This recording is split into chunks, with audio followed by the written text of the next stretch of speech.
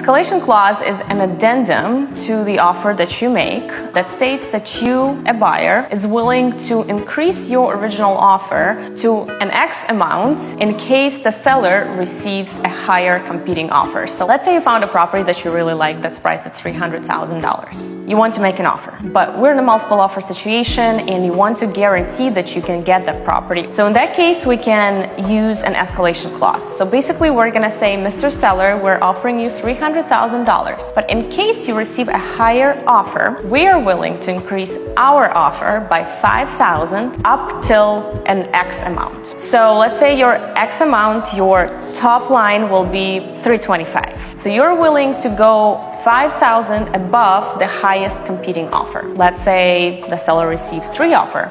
Yours, somebody else's with no escalation clause, and somebody else's at $310,000. So what happens then, you agree to increase the highest offer that they received, $310,000, by $5,000. So you will be paying $315,000 to the seller. They will have to produce a proof that they received that higher competing offer in order to trigger the escalation clause. But this way we can guarantee that you get that property at $315,000 and you don't even reach the highest point of your escalation clause.